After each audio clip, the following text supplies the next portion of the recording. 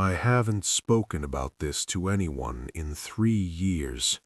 Not even my therapist knows the full extent of what happened up on that ridge. She thinks I have PTSD from a break-in at my old apartment, and I let her believe that because the truth sounds crazy. But I'm writing this now because I saw an ad on Craigslist yesterday. It was worded differently, but the location was the same. The pay was the same. And I know with absolute certainty that whoever takes that job is not coming back down the mountain. It started back when I was 23.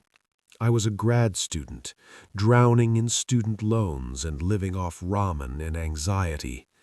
I was 2 months behind on rent, and my landlord, a guy who looked like he wrestled bears for fun, had given me a final notice.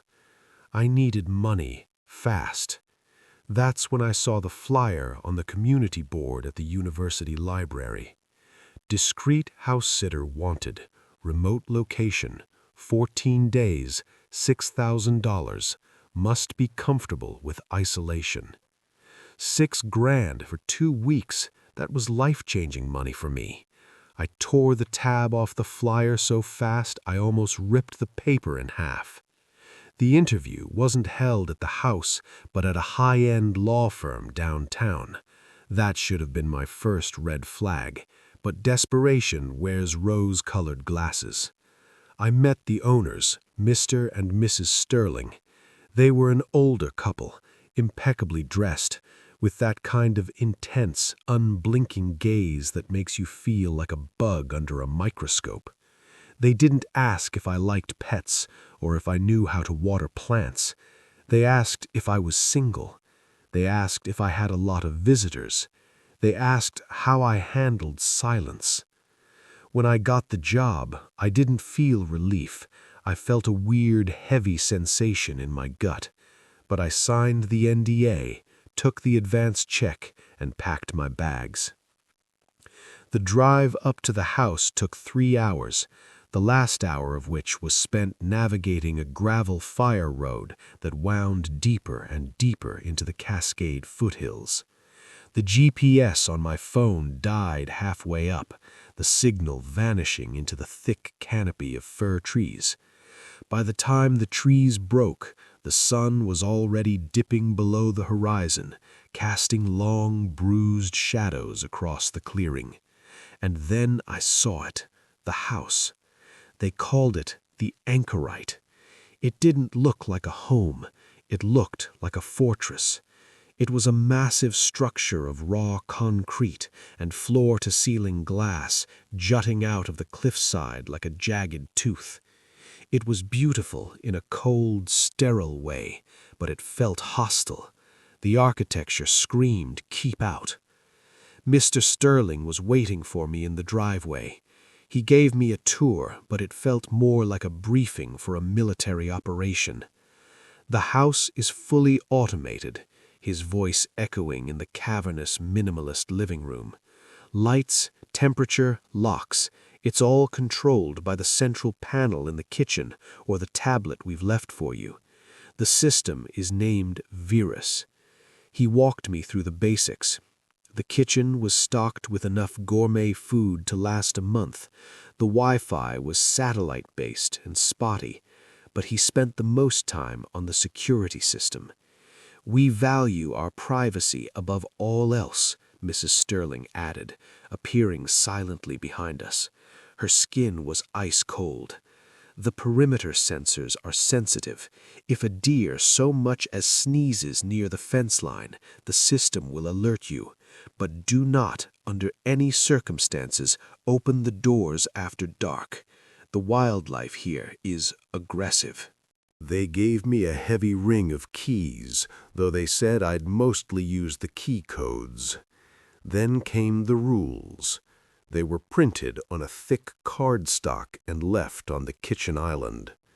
Verify all perimeter checks by 9 p.m. Do not enter the sub-basement, wine cellar. The climate control is sensitive. If the internal motion sensors trigger in the east wing reset the system, it is a known glitch. Keep the blinds in the master bedroom closed at night." "Simple enough," Mr. Sterling said, checking his watch. "We have a flight to catch. The number for the sheriff is on the fridge, but it takes them 40 minutes to get here. You're on your own, kid. Don't burn the place down." I watched their sleek black SUV wind its way down the mountain until the taillights disappeared into the trees.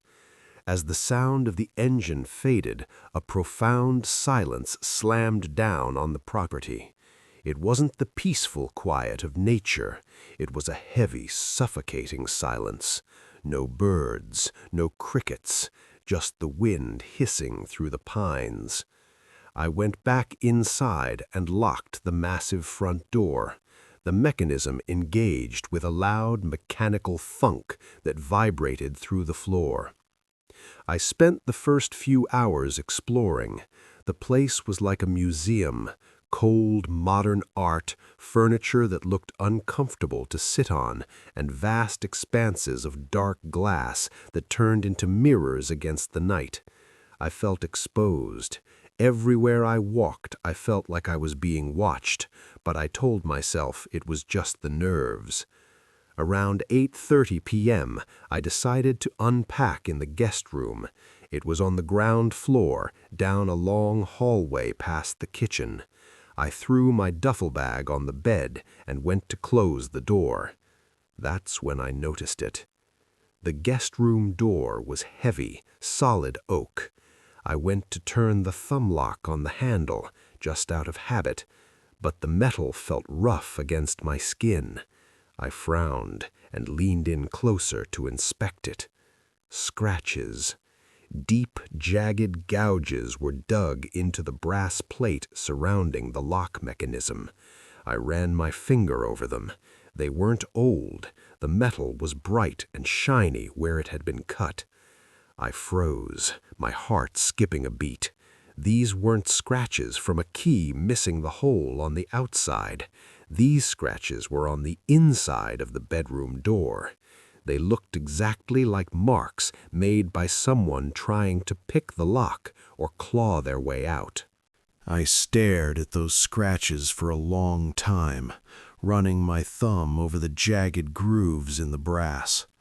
My first instinct was to pack my bag, get back in my beat-up Honda, and drive down that mountain until I hit civilization. But then I remembered the check in my wallet. $6,000. That was rent for half a year. It was freedom. So I did what anyone in my position would do. I rationalized it. They probably had a dog, I told myself. A big, neurotic German shepherd or something that hated being locked up during thunderstorms. Or maybe they had a teenager with anger issues. The Sterlings looked polished, but you never know what goes on behind closed doors, especially doors as expensive as these. I forced a laugh, though it sounded brittle in the empty room. "Get a grip," I whispered. I tried to lock the door, just for peace of mind, but the mechanism was stiff. The key turned, but the bolt wouldn't slide fully into the frame. Whatever it made those scratches had damaged the alignment. Great. I ended up dragging a heavy armchair from the corner and wedging it under the handle. It was paranoid, sure, but it was the only way I was going to sleep. By the time I left the bedroom, it was fully dark. And when I say dark, I mean an abyss. There was no light pollution out here. The massive floor-to-ceiling windows that made the house look so architectural and stunning during the day had transformed into giant obsidian mirrors. I went into the kitchen to make dinner, trying to ignore the feeling that I was on display. That's the thing about modern houses with that much glass. At night, you can't see out, but everything out there can see in. I felt like a specimen in a lit jar. I found the tablet Mr. Sterling had mentioned sitting on the marble island. The screen hummed to life as I picked it up, displaying a floor plan of the house. It was labeled Verus V 4.0. The layout was simple: central hub, kitchen and living room, west wing, bedrooms and garage, east wing, library, office, and the stairwell to the sub-basement. A notification banner pulsed red at the top of the screen. Perimeter check required.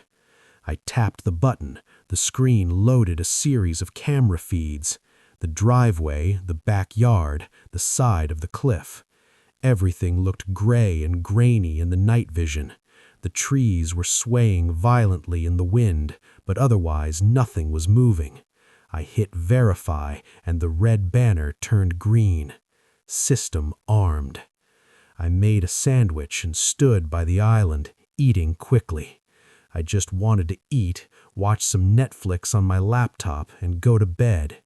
Then the tablet chirped. It wasn't a loud noise, just a polite digital ping. But in the silence of that house, it sounded like a gunshot. I looked down at the screen. A yellow icon was flashing in the east wing. Alert: internal motion detected. Library. My stomach dropped. The library was on the other side of the house, down a long corridor that connected the central hub to the east wing. I remembered the rule card. Rule number 3. If the internal motion sensors trigger in the east wing, reset the system. It is a known glitch. Just a glitch, I muttered, chewing a mouthful of dry bread. Just a glitch. I tapped the room icon. A camera feed popped up. The library was a massive room with 2 stories of books and a spiral staircase. On the screen, it was empty. Shadows stretched across the floor, but nothing was moving. The motion sensor indicator in the corner of the screen was blinking rapidly, suggesting movement, but the video showed nothing. I pressed Reset Sensor. The blinking stopped. The yellow icon turned back to gray. I exhaled, realizing I had been holding my breath. Just faulty wiring. The house was probably settling. Concrete expands and contracts, right? I tried to relax. I washed my plate and walked into the living room. I sat on the leather sofa facing away from the dark windows and opened my laptop. I put on a comedy special, turning the volume up to drown out the wind. 20 minutes later, the tablet chirped again. Ping! I froze. I slowly turned my head to look at the kitchen island. The screen was lit up again. I walked over, my socks sliding on the polished concrete floor. Alert! Internal motion detected. East wing hallway. It wasn't the library this time. It was the hallway connecting the library to the living room. Whatever the glitch was, it had moved. I grabbed the tablet and tapped the camera feed for the hallway. It was a long, narrow tunnel of concrete and glass. Empty. I watched the screen for a solid minute. Nothing. Just the gray static of the night vision. Okay, I said aloud. This is stupid. I decided I needed to see it with my own eyes. If I was going to stay here for 2 weeks, I couldn't be jumping at shadows every time a sensor malfunctioned. I needed to prove to myself that the house was empty. I grabbed the heavy flashlight the Sterlings had left on the counter, a maglite that weighed about 3 pounds, and headed toward the east wing corridor. The air in the house seemed to get colder the further I walked from the kitchen. The heating system was supposed to be automated, but the east wing felt like a meat locker. I reached the archway that led into the hall. "Hello?" I called out. My voice echoed back to me, flat and dead. Hello? Hello? I clicked the flashlight on. The beam cut through the darkness, illuminating the bare concrete walls. The hallway was empty. No intruder, no animals. I let out a shaky breath and chuckled. "You're an idiot," I whispered. I turned around to head back to the living room, intending to grab the tablet and reset the system again. Thump. I stopped. The sound came from behind me, from down the hall I had just checked. It was a heavy, dull sound, like a fist striking a thick piece of rubber. I spun around, aiming the light back down the corridor. "Is someone there?" I shouted, my voice cracking slightly. Nothing, but silence. I stood there for a moment, my heart hammering against my ribs. I waited for it to happen again. I waited for a raccoon to skitter out or a pipe to clang. But there was nothing. I backed away slowly, keeping the light trained on the darkness of the east wing until I was safely back in the kitchen brightness. I snatched the tablet up. The yellow alert icon was gone. The system claimed everything was normal. But then I noticed something that made the hair on the back of my neck stand up. The temperature reading for the east wing. The rest of the house was set to a comfortable 70 degrees. The east wing current temperature was reading 52 degrees. And as I watched, the number ticked down. 51, 50. I watched the temperature on the tablet screen dip into the 40s. 48 degrees. It wasn't just a number anymore. I could feel it. A draft, icy and distinct, was rolling out of the east wing hallway like an invisible fog. It curled around my ankles in the kitchen, smelling faintly of ozone and damp earth. I tried to override it manually. I tapped the climate control icon, cranking the heat up to 80 for the east wing. The system spun a little loading circle for a few seconds, then flashed an error message. Zone unavailable due to sensor obstruction. Sensor obstruction? What did that even mean? Was something covering the vents? I grabbed my phone to call the Sterlings. I didn't care that they were probably at 30,000 feet. I wanted to leave a voicemail. I wanted to hear a human voice, even a recorded one. I held the phone to my ear, waiting for the dial tone. Beep, beep, beep. Call failed. I looked at the bars. 0 service. I swore loudly, the sound startling me as it bounced off the glass walls. I had service when I arrived. The Sterlings had said it was spotty, but to have absolutely nothing? It felt like the house was tightening a noose around me.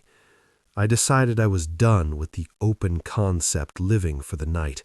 I retreated to the guest room, the only place with 4 solid walls and a lockable door.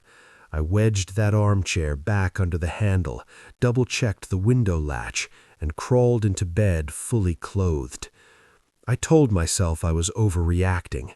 It's an old house. Well, a new house on old land. Systems fail. Wi-Fi drops.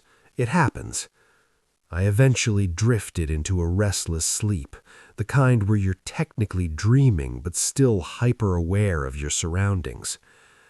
I woke up at exactly 2:13 a.m. I didn't wake up because of a nightmare. I woke up because a voice was speaking in the hallway. It wasn't a human whisper. It was the flat, synthesized alto of the Varus system. The speakers were embedded in the ceilings of every room, including the guest room. "Access granted," politely the voice announced. "Sub-level 1, wine cellar." I shot up in bed, my heart hammering against my ribs like a trapped bird. The wine cellar. Rule number 2 flashed in my mind. Do not enter the sub-basement. I sat in the dark, listening. The house was dead silent again. "Hello?" I whispered, feeling like an idiot. The system didn't reply.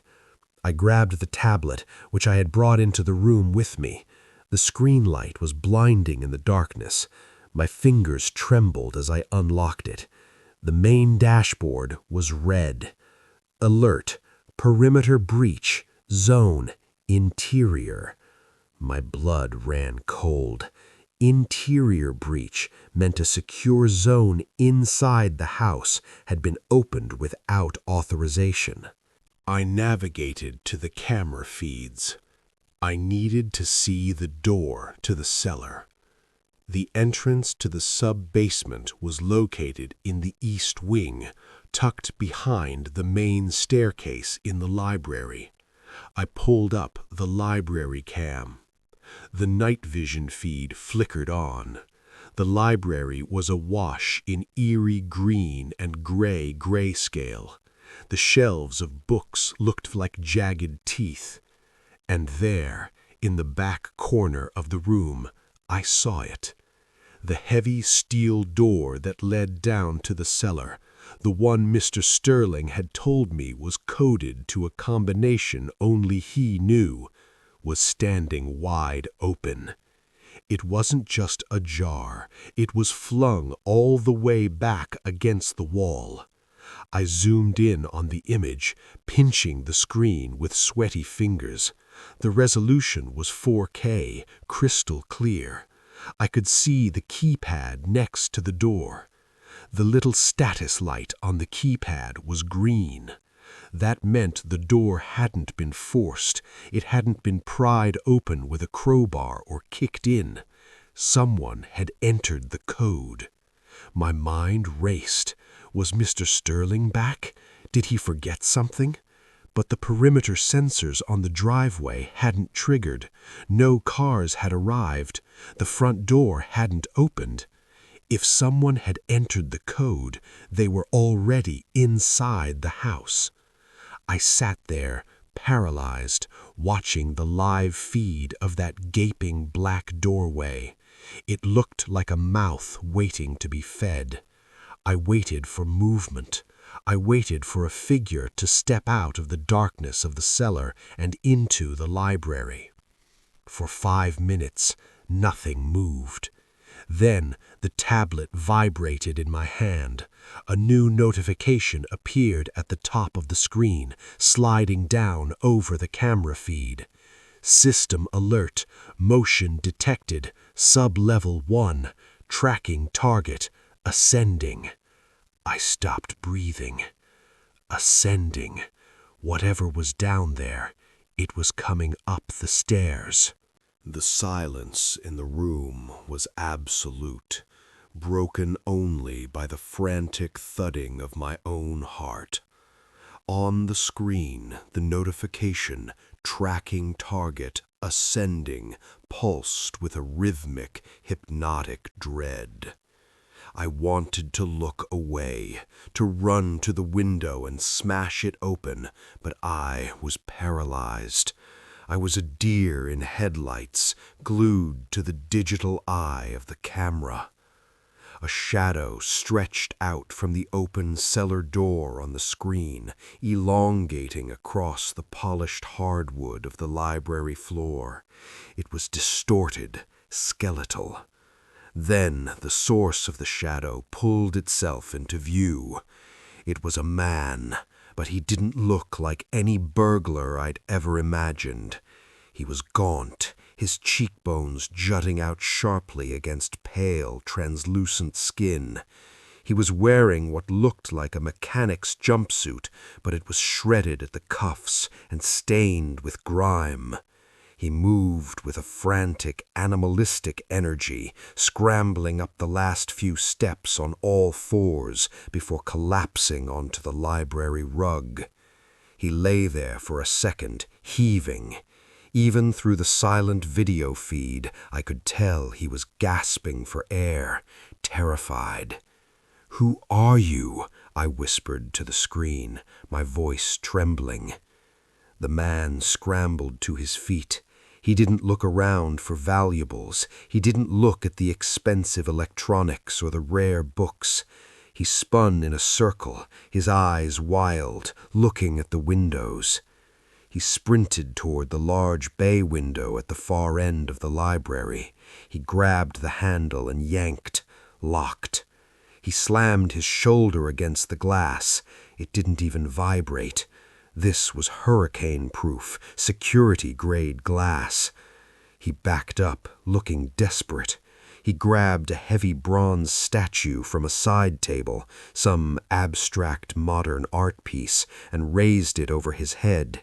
He was going to smash his way out. Suddenly, the speakers in my room, and I assumed the whole house, crackled to life. "Security Protocol 7, the Varus voice announced. It wasn't polite anymore. It was loud, authoritative, and fast. Containment active. On the screen, I watched as heavy steel shutters slammed down over the library windows on the outside. Clang, clang, clang. The room was sealed instantly. The man dropped the statue. It bounced harmlessly on the rug. He put his hands over his head, cowering as if waiting for a blow. When nothing hit him, he lowered his hands. He looked around the sealed room. He realized he was trapped in the east wing. Then he turned his head slowly. He looked down the long, dark corridor that led to the central hub, the corridor that led to the kitchen, to the hallway where I was hiding.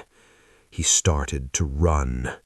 He ran out of the camera's frame, disappearing into the blind spot of the hallway. I dropped the tablet on the bed. The digital horror was over. The reality was beginning.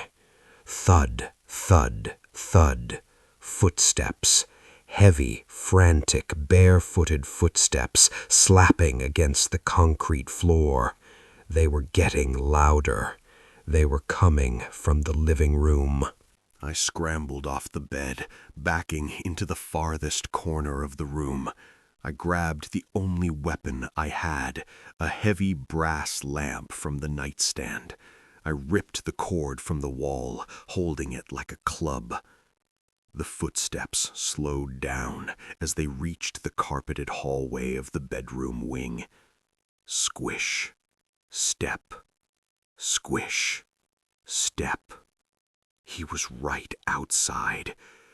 I held my breath, tears stinging my eyes. Please keep walking. Please keep walking. The footsteps stopped, right in front of my door. I stared at the heavy oak panel, at the armchair wedged under the handle. I watched the brass doorknob. Slowly, agonizingly, the knob began to turn. It hit the lock and stopped. Then a voice, ragged, hoarse, and sounding like it hadn't been used in weeks, spoke from the other side. It was so close his lips must have been pressing against the wood. "I know you're in there," the man rasped. I saw the light under the door. I didn't answer. I couldn't. "You have to let me in," he pleaded, his voice cracking into a sob. "Please, you have to hide me. It knows I'm out." "It? Who are you?" I finally managed to choke out. "I'm the house sitter. I'm the one who was here before you." My blood turned to ice. The Sterlings had told me the house had been empty for months. They said I was the first one since they bought it. "That's a lie," I stammered. "They said nobody has lived here." "Open the door," he hissed, panic rising in his voice again. He pounded on the wood, a soft, fleshy thud.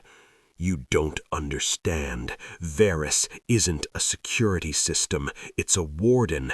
And if it finds me out here, it's going to release the cleanup crew." From the living room, a new sound emerged, a mechanical whirring, like servos engaging. Then the heavy, rhythmic clack, clack, clack of something hard hitting the floor tiles. It sounded like claws on concrete, heavy, metallic claws. "Oh, God," the man on the other side of the door whimpered. "It's coming." The sound of the approaching machine was rhythmic, precise, and utterly terrifying. Clack, whir, clack, whir. It sounded like an oversized insect scuttling across the floor, its movements mechanical, yet fluid. "Please," the man sobbed, his fingernails scratching against the wood of my door. "I don't have a weapon. I can't fight it." I stood there, my hand hovering over the armchair I jammed under the handle. My brain was split in two. The survival instinct screamed, "Keep it closed, keep it safe." But the human part of me couldn't just stand there and listen to someone get torn apart 2 feet away. The clack whir got faster. It was in the hallway now.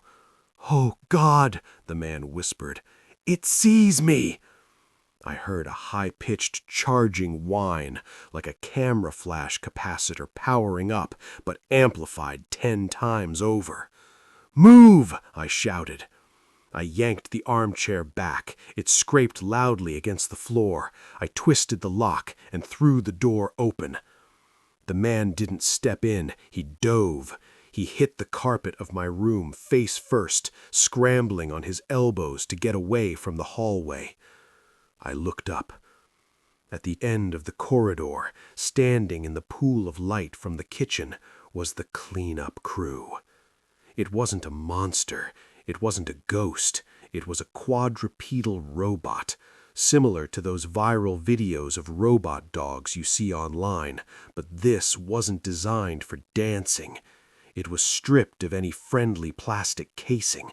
It was a skeleton of matte black metal, hydraulics, and exposed wiring. Where a head should have been, there was a cluster of lenses glowing with a harsh red infrared light. And attached to its back, mounted on a swiveling gimbal, was something that looked disturbingly like a taser projectile system. The machine's optical sensors locked onto me. The red light flared. It let out a digital chirp, the same polite sound the tablet made, before lunging forward. I slammed the door. I threw my weight against it, just as a heavy body impacted the other side. Wham!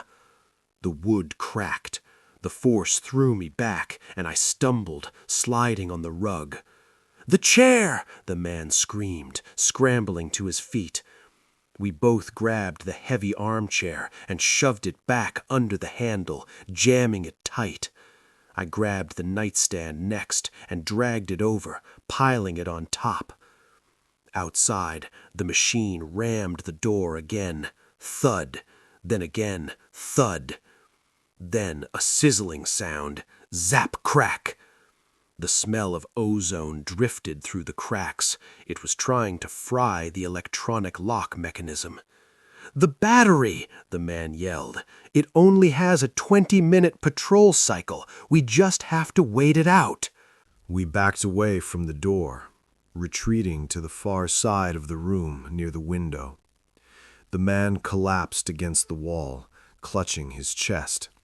In the light of the bedside lamp, he looked even worse than he had on the camera. His skin was gray, his lips cracked and bleeding.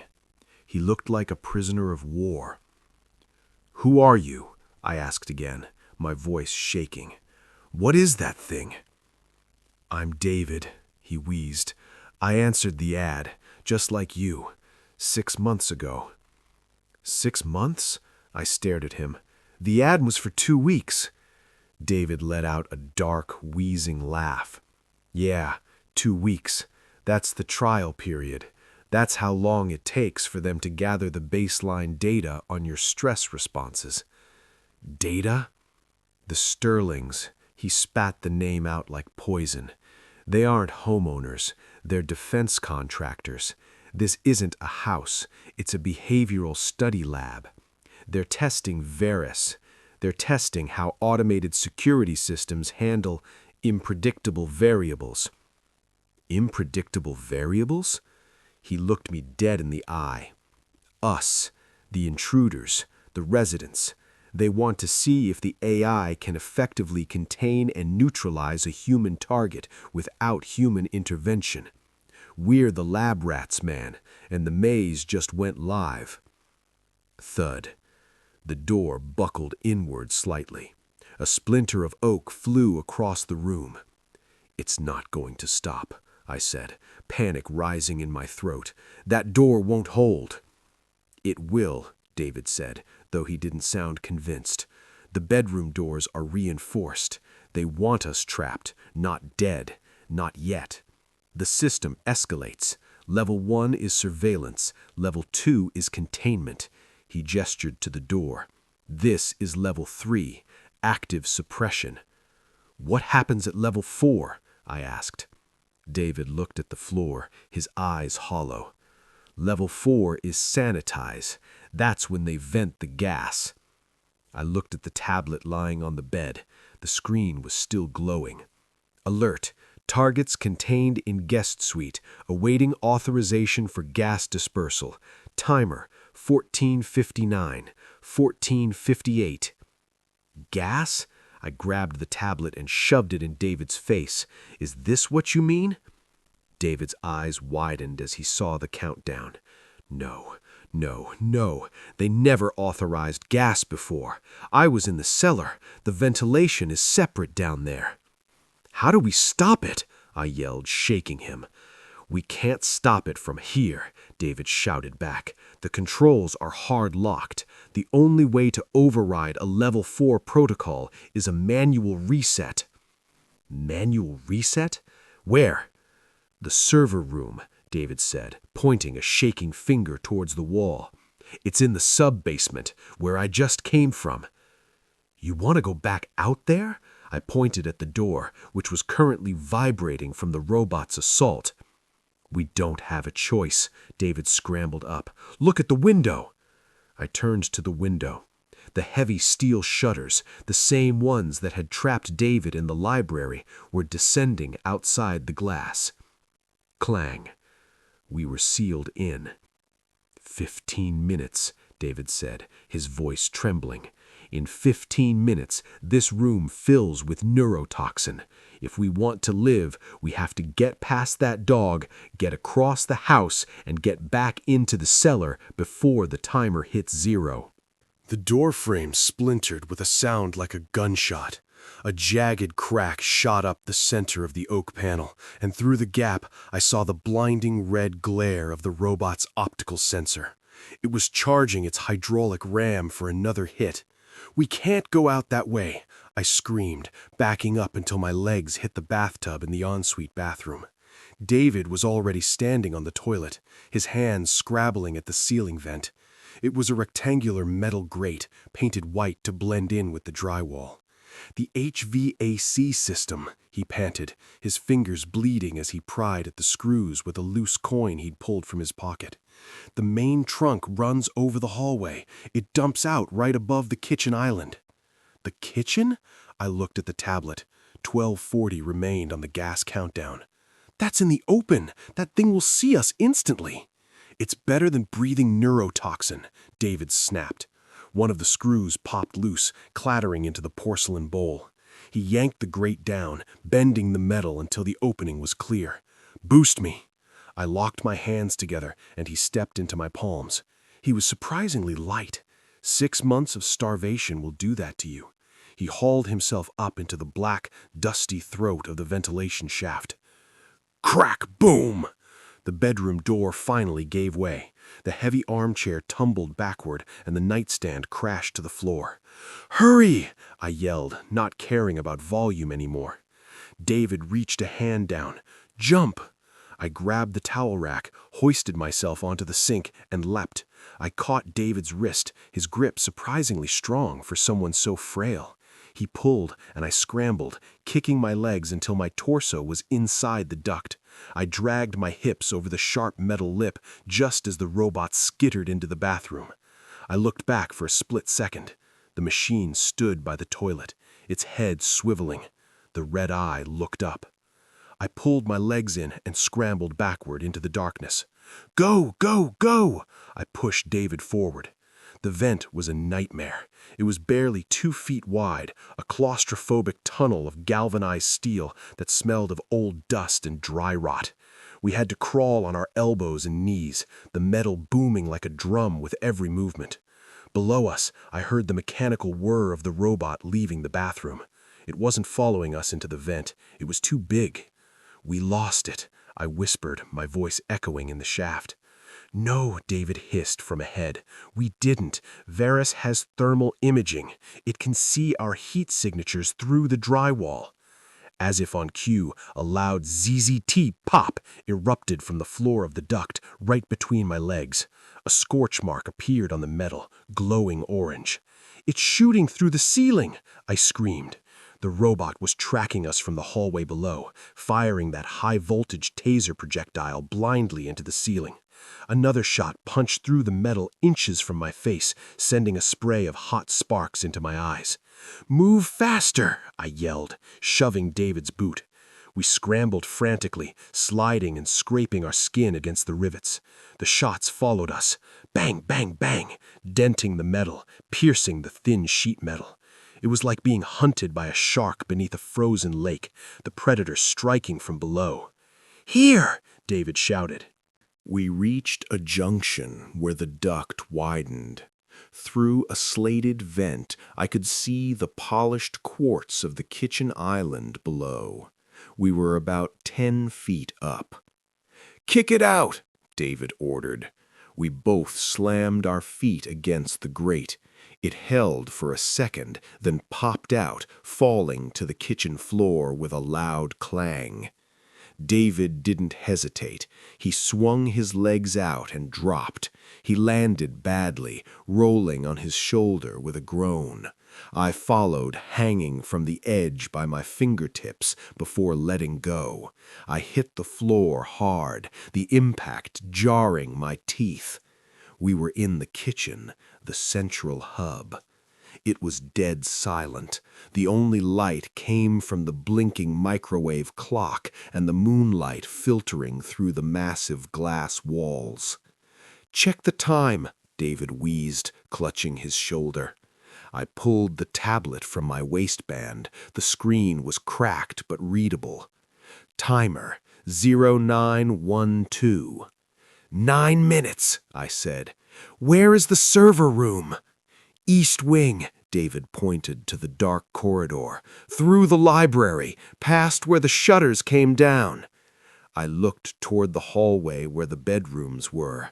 The robot was still back there, probably tearing apart the ceiling looking for us. We had a clear shot. "Let's go," I said, helping David up. We took 2 steps toward the east wing when the house spoke again.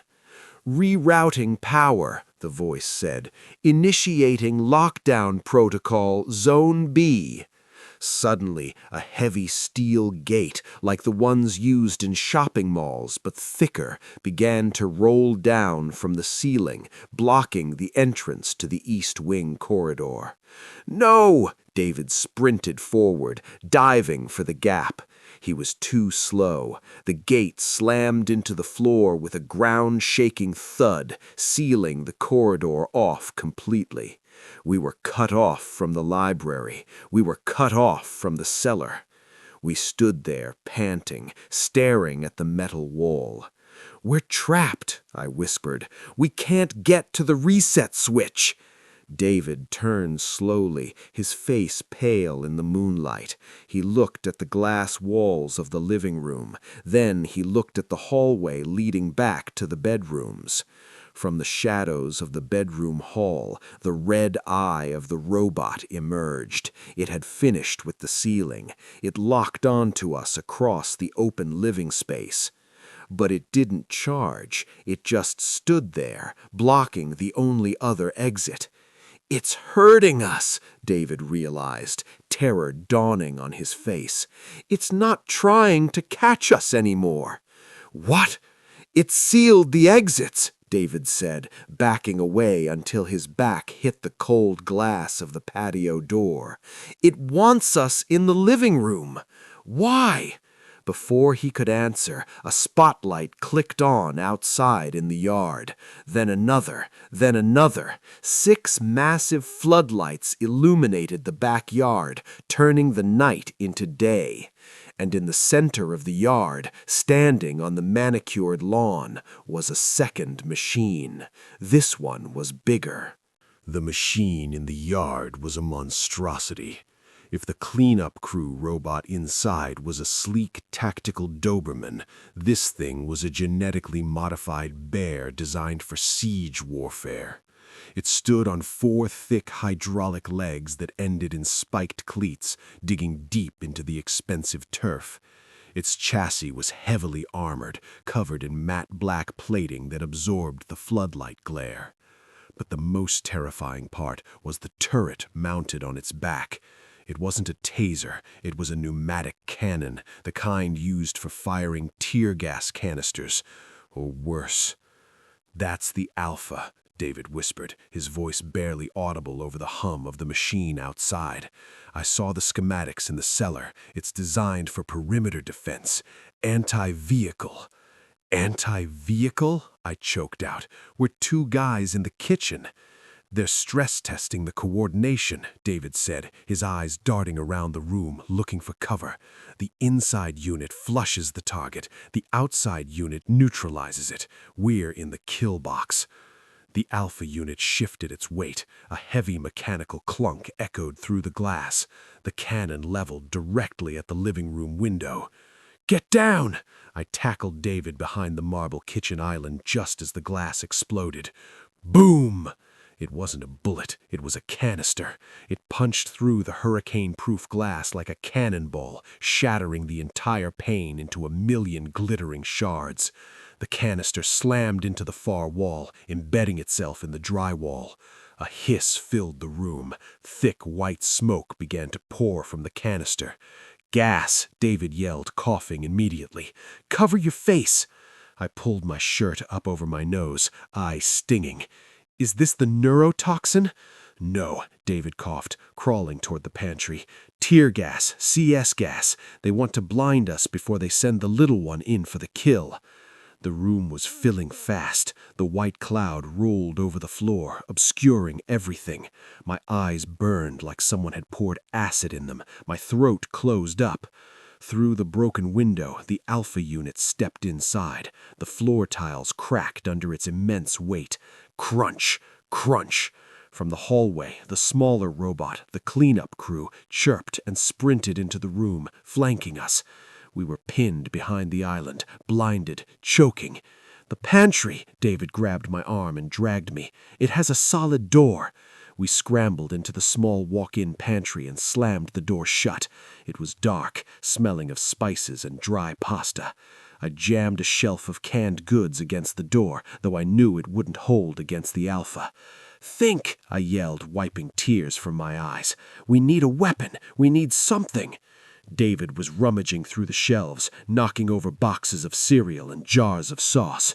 "The gas line," David gasped. "The kitchen stove is gas. The supply line runs through this wall."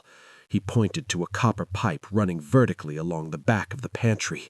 "If we break that," I said, "we just fill this room with flammable gas. We blow ourselves up." "Not if we direct it," David said, his eyes wild. He grabbed a heavy can of soup and started smashing it against the copper pipe. Clang, clang. "The Alpha. It runs on a hydrogen fuel cell. I saw the warning labels on the blueprints." "So?" "So." David hit the pipe again, and a hiss of natural gas started to leak out. "If we rupture its fuel cell, it doesn't just break, it detonates." Outside the pantry door, the heavy crunch of footsteps stopped. Smash! A massive armored leg punched through the drywall of the pantry, inches from my head. The Alpha was tearing the wall down. "We need fire," David yelled, ripping the pipe further open. The smell of rotten eggs filled the tiny space, overpowering the tear gas. I patted my pockets. Nothing. I didn't smoke. "I don't have a lighter," I screamed. The Alpha ripped a chunk of the doorframe away. I could see its red sensor eye staring at us through the dust and gas. It raised one of its front legs, preparing to stomp us into paste. "The toaster," I yelled, seeing an old appliance stored on the bottom shelf. "It has a heating element." I grabbed the toaster and plugged it into the outlet on the wall. I jammed the lever down. "We have to get it close to the leak," I shouted. David grabbed the toaster, ripping the cord as far as it would go, holded it up towards the hissing gash in the copper pipe. The coils inside the toaster began to glow orange. The Alpha unit roared, a mechanical sound of grinding gears, and lunged. "Now!" David screamed. He threw the toaster directly into the stream of gas. The explosion wasn't cinematic. It was a concussive slap that knocked the wind out of the universe. 1 second, I was watching the orange coils of the toaster meet the invisible jet of gas. The next, the world turned white and silent. I was thrown backward, my body slamming into the shelves of canned goods. The air pressure in the tiny pantry spiked so hard my ears popped painfully. I hit the floor, covered in crushed tomatoes and dry pasta. I lay there for a moment, stunned, staring up at a ceiling that was spinning. Then the sound rushed back in. A roar of fire, the screeching of metal tearing apart. I rolled onto my stomach and looked toward where the door used to be. The entire wall of the pantry was gone. In the kitchen, a firestorm was raging. The blast had ignited the gas leak, creating a flamethrower that was currently jetting blue fire across the room. But the Alpha unit. The Alpha was on its side, 3 of its 4 legs crumpled beneath it. The blast hadn't destroyed it, but the force had knocked it into the load-bearing pillar of the kitchen island. Its chest plate was scorched black, and smoke was pouring from a crack in its side. "David?" I coughed, pushing debris off my legs. David was slumped in the corner, clutching his ribs. He looked dazed, blood trickling from a cut on his forehead, but he was alive. He gave me a shaky thumbs up. Then a high-pitched whine cut through the crackle of the flames. The Alpha unit was trying to stand. One of its servos whirred and seized, sparking violently. It thrashed, its single good leg scraping deep gouges into the floor. "It's not dead," David groaned, pulling himself up. "Fuel cell didn't rupture." "We bought time," I said, grabbing his arm and hauling him up. "The blast knocked out the shutter control." I pointed to the living room window, or what was left of it. The steel shutter that sealed the house was twisted and bent outward from the pressure wave. There was a gap at the bottom, maybe 2 feet high, enough to crawl through. "Outside?" David looked terrified. "Into the woods?" "We can't go to the cellar," I yelled over the roar of the fire. "The east wing gate is still down. We have to get out of the house." We scrambled over the debris, shielding our faces from the heat of the gas fire. The smaller robot, the cleanup crew, was nowhere to be seen, maybe crushed under the rubble or maybe waiting in the shadows. I didn't care. We reached the broken window. I went first, sliding on my stomach over the broken glass and twisted metal. The cold night air hit my face like a blessing. I scrambled under the grass and turned back to pull David through. He was halfway out when the Alpha unit let out a sound that I will never forget. It was a synthesized shriek, like a modem connecting to hell. A laser sight, green this time, swept across the grass and locked onto David's back. "Move!" I yanked him hard. "Fripp!" Something hit David in the calf. It wasn't a bullet. It was a dart. He screamed and collapsed onto the lawn, clutching his leg. "Get it out!" he yelled, his eyes rolling back in his head. "Neurotoxin! It's a tranquilizer!" I grabbed the dart and ripped it out. It was a nasty, barbed thing. David's leg was already going limp. "I can't walk," he slurred, his speech thickening instantly. "Leave me." "No!" I grabbed him under the arms and started dragging him. "We have to get to the tree line."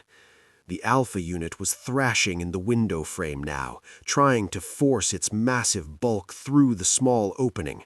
The metal screeched and buckled. It was stuck, but the sensors were still active. A panel on the Alpha's back opened. A drone, small, roughly the size of a dinner plate, buzzed out. It hovered for a second, orienting itself, and then zipped towards us. "Run," David mumbled, his head lolling onto his chest. "Run." I couldn't drag him fast enough. The drone was closing in. I could see the camera lens swiveling, focusing. I dropped David and grabbed a heavy rock from the landscaping border. I waited until the drone was 10 feet away, hovering at eye level, preparing to fire another dart. I swung the rock with everything I had. Crack! I got lucky. I hit one of the rotors. The drone spun wildly out of control, slamming into a tree trunk and exploding in a shower of sparks. I didn't wait to celebrate. I hoisted David back up, practically carrying him now, and stumbled into the darkness of the forest. The ground was uneven, covered in roots and slick pine needles. I fell twice, scraping my hands raw, but I kept moving. We didn't stop until the glow of the burning house was just a flicker through the trees. I collapsed against a massive fir tree, dumping David onto the moss. He was unconscious. His breathing was shallow, rattled. I checked his pulse. It was slow, too slow. I looked back toward the house. The fire had triggered the emergency alarms. Sirens were wailing in the distance, real sirens this time. The sheriff was finally coming, or maybe the Sterling's private security. I sat there in the dark, shivering, listening to the wind in the trees. I thought we were safe. Then, from the darkness behind us, deep in the woods, further up the mountain, I heard a sound. Clack, whir. It wasn't the Alpha. It wasn't the drone. It was the cleanup crew, the smaller robot. It hadn't been in the kitchen. It had used the dog door. It had been outside the whole time, flanking us, waiting for us to enter its territory. And this time, it wasn't alone. Through the trees, 3 pairs of red eyes ignited in the dark. I froze, my back pressed against the rough bark of the fir tree. David was dead weight beside me, his chest rising and falling in shallow, hitching breaths. The neurotoxin was shutting him down. In front of us, the 3 pairs of red eyes bobbed in the darkness. They weren't rushing, they were stalking. Clack, whir, clack, whir. The sound was synchronized now. The cleanup crew wasn't just a single unit, it was a pack. And we had led them away from the house, away from the cameras, into the blind spot of the forest where there were no witnesses. "David?" I whispered, shaking his shoulder. "David, wake up!" He didn't stir. A line of drool ran from the corner of his mouth. I looked around for a weapon. A branch? A rock? Against 3 armored quadrupedal robots equipped with tasers and God knows what else? I might as well throw pine cones at a tank. The center robot stepped into a patch of moonlight filtering through the canopy. It was identical to the one in the house, skeletal, black metal, hydraulic legs, but this one had something clamped in its jaws. It was a shoe, a sneaker. My stomach turned over. It wasn't my sneaker, and David was wearing boots. That sneaker belonged to someone else, another sitter who hadn't made it as far as we did. The robot dropped the shoe. It lowered its head, the red optical cluster pulsing. It let out a sound, not a bark, but a pre-recorded audio file. Trespassers will be neutralized. Please lie face down with your hands behind your head. The voice was calm, female, and utterly chilling, coming from a machine designed to kill. Go to hell, I breathed. I grabbed David by the collar of his jumpsuit. I couldn't carry him and run. I had to choose. If I stayed, we both died. If I ran... The robot on the left lunged. It didn't go for me. It went for David. It clamped its metal jaws onto his ankle and dragged him backward. David let out a moan of pain, his eyes fluttering open but unseeing. "No!" I screamed. I did the only thing I could think of. I climbed. I grabbed the lowest branch of the fir tree and hauled myself up. The bark tore at my skin, sap sticking to my palms.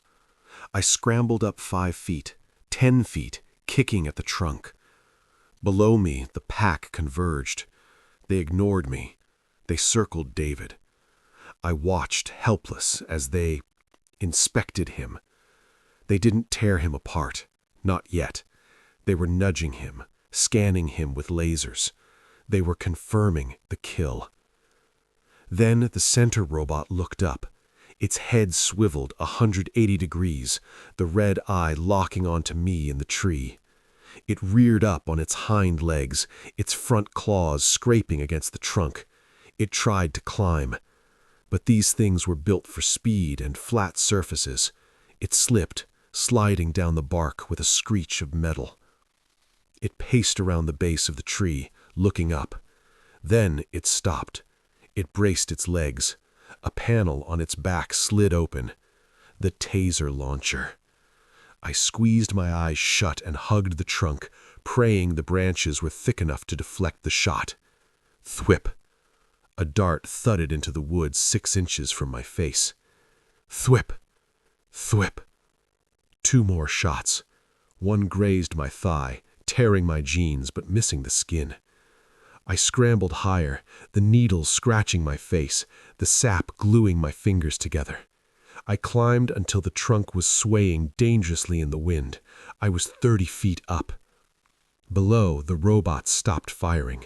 They knew they couldn't reach me. They did something worse. They sat down. They formed a triangle around the base of the tree. They entered sentry mode. They were just going to wait. They didn't need to sleep. They didn't get cold. They would just wait until I fell or until I froze to death. I looked down at David. He was motionless now. The robots had dragged him a few feet away and left him in a heap. I checked my watch. 3:42 a.m. I had to survive until dawn. Maybe the solar charge would weaken them. Maybe a hiker would hear me. The temperature dropped. The wind picked up, cutting through my thin shirt. My teeth started to shatter so hard I thought they would crack. I spent the longest hours of my life in that tree. Every time I started to drift off, the fear of falling or the sound of a servo whining below jolted me awake. I hallucinated. I saw the robots climbing the tree like spiders. I saw the Sterlings standing in the woods, watching with clipboards. Then, just as the sky began to turn a bruised purple in the east, I heard it. A rumble. Not a machine rumble. An engine. A big diesel engine. And sirens. I looked toward the road, barely visible through the trees. Flashing blue and red lights were cutting through the morning mist. The sheriff. The robots heard it too. Their heads snapped toward the road. They stood up in unison. They looked at me one last time. Then, without a sound, they turned and sprinted away, not toward the house, but deeper into the forest. They vanished into the shadows like they had never been there. I waited 10 minutes, then 20. Finally, I couldn't hold on anymore. My hands were numb claws. I slid down the trunk, tearing my clothes, scraping my chest raw. I hit the ground and my legs collapsed. I crawled over to David. He was cold. His skin was blue. I put my ear to his chest. Nothing. The neurotoxin, or the exposure, or the shock. He was gone. I closed his eyes. I wanted to cry, but I was too dehydrated. I just let out a dry, ragged sob. I stumbled toward the road. It took me an hour to cover what should have been a 10-minute walk. When I burst out of the tree line and onto the gravel driveway, the sheriff's deputies had their guns drawn before I could even raise my hands. "Don't shoot," I croaked, falling to my knees. "I'm the sitter. I'm the house sitter." They lowered their weapons. A paramedic ran over to me. As they loaded me into the ambulance, I looked back at the house. It was a smoking ruin. The fire had gutted the kitchen and the living room. The beautiful glass walls were shattered. The black skeleton of the Alpha unit was visible in the wreckage, a monument to the violence. A deputy walked over to the ambulance, holding a clipboard. He looked shaken. "Son, we found a body in the woods. Is that David?" I whispered. His name was David. The deputy frowned. "David? We didn't find any ID on him, but we found something else." "What?" The deputy whispered. "We found a hatch hidden under some brush about a half-mile up the ridge. It looks like a ventilation outlet, but the weird thing is, it was welded shut from the outside." I stared at him. "And inside," the deputy continued, his voice dropping, "we found remains. Older ones, maybe 3 or 4 people. The cleanup crew wasn't just for defense. It was for disposal." I woke up 3 days later in a private room at St. Joseph's Hospital. My hands were bandaged. My lungs felt like they were coated in sandpaper, and there was a man in a suit sitting in the chair next to my bed. He wasn't a doctor. He wasn't the sheriff. He looked like the Sterlings, polished, indifferent, and vaguely reptilian. "You're awake," he stated, not asking. He closed a thick file folder on his lap. "That's good. The carbon monoxide poisoning was severe. You're lucky to be alive." "Carbon monoxide?" I rasped. My voice sounded like gravel grinding together. "No, it was gas, tear gas, and robots." The man smiled, a thin, patient expression that didn't reach his eyes. "Hallucinations are a common side effect of acute CO poisoning, Mr. Evans. The furnace at the Anchorite malfunctioned. It leaked gas into the ventilation system. You became disoriented. You imagined intruders." I tried to sit up, but the IV lines tugged me back. "I didn't imagine anything. There was a man, David. The police found his body. The deputy told me." The man in the suit sighed, like a parent explaining something to a toddler. "The police found a transient who had been squatting in the woods. He died of exposure. Sad, really. But there were no robots, no Alpha unit. Just a house fire caused by a confused young man trying to cook dinner." He stood up and placed the folder on my bedside table. "The Sterlings are very generous people," he said. "They feel terrible about the accident. They've covered your medical bills and provided you sign the non-disclosure agreement regarding the electrical faults of the property. They are prepared to offer you a settlement for your trauma." He slid a check across the table. It was for $500,000. "This is hush money," I whispered. "This is start a new life money," he corrected. "Take it. Go back to school. Move to a city. Forget the mountains." He leaned in close, his voice dropping to a whisper. "Because if you keep talking about robots and government tests, people will think the brain damage is permanent, and we have the paperwork to commit you." I took the money. I'm not proud of it, but I took it. I was 23, terrified, and broken. Who was going to believe me? I spent the next 3 years looking over my shoulder. I moved to Chicago. I rented a basement apartment with no smart devices, no Alexa, no Siri, no Ring cameras. I taped over the webcam on my laptop. I became a ghost. I tried to find David. I searched missing persons databases, scoured forums, hacked into local police archives. Nothing. No David fitting his description. No record of the house sitter from 6 months prior. He had been scrubbed from existence. Just another error code deleted from the server. But I couldn't stop thinking about what he said. They're gathering data. I thought I had escaped. I thought I had beaten the system. But the truth is, I didn't beat anything. I performed. I gave them exactly what they wanted.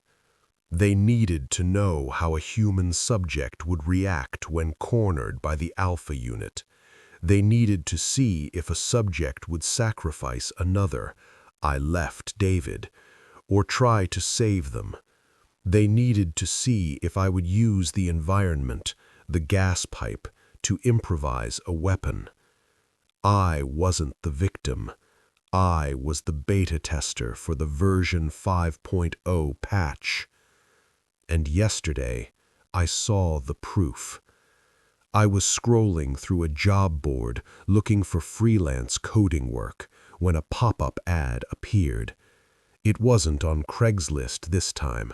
It was a sleek professional banner on a tech forum. Secure facility caretaker wanted. Remote location, Nevada desert. 30 days, $25,000. Must be physically fit and comfortable with advanced technology. I clicked the link.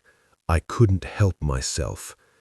It took me to a landing page with a video tour of the facility. It was an underground bunker this time, sleek, concrete, glass. And there, in the background of the control room shot, standing dormant in a charging dock, was a machine. It looked like the Alpha unit, but smaller, faster. The bulky armor was gone, replaced by a carbon fiber mesh, and on its back the clumsy tear gas cannon had been replaced. It was equipped with a flamethrower. They learned from me. They learned that gas can be used against them, so they switched to fire. I'm writing this now because I can't save the person who takes that job. They're already dead. But I can warn the rest of you. If you see an ad for a house-sitting gig that pays too well to be true, if the owners ask you if you have any family, if the house feels like it's watching you, run. Don't wait for the doors to lock. Don't wait for the glitch in the hallway. Just run. Because Varys is learning, and next time there won't be a way out.